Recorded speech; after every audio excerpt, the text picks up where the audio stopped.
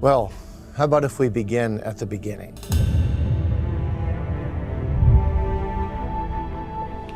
The goal is not to reconstruct the 16th or 17th or 18th century. We're not on some liturgical excavation, but it is to say that the Puritans have something to teach us. It's a God-entranced heart and a God-entranced stomach and a God-entranced ears and eyes, and all of life and experience is God-entranced. Puritanism was part of the Reformation. To be a Puritan, you were swimming against the tide. And the Puritans were ruthless in their determination to remove everything that God was not pleased to have there. They had a revolutionary, more biblical view of what it means to be a Christian. Bunyan was a layman, but he used to gather congregations of 4 figures when he would be preaching to something like 3,000 people at 6 o'clock in the morning. And the Christian life was so beautiful, as he described it, so rich. I wanted to live like that, and I wanted to preach like that too.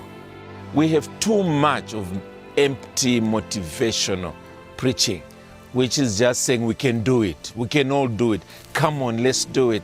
There's no depth.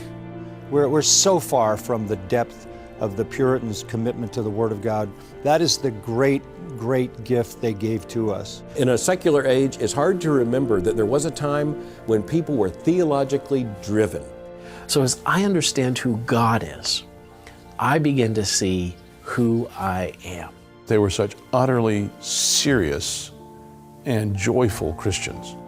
They knew that there was nothing in grace that coddled sin.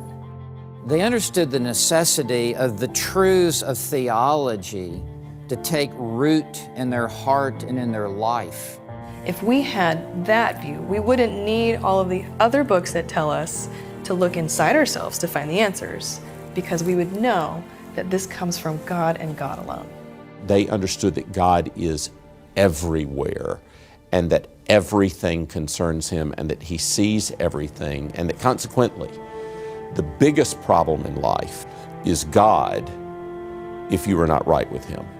To say that you're a gospel man or woman and then to hold back from pursuing the effects of that through all of your redeemed humanity, individually and corporately, is really to make a nonsense of what we describe as salvation.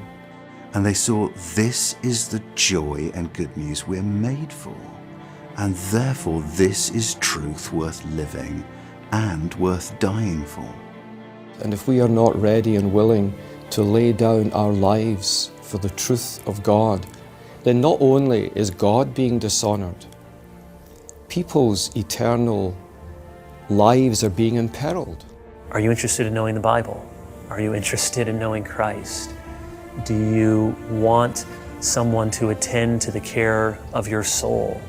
Then you're going to want to get to know the Puritans.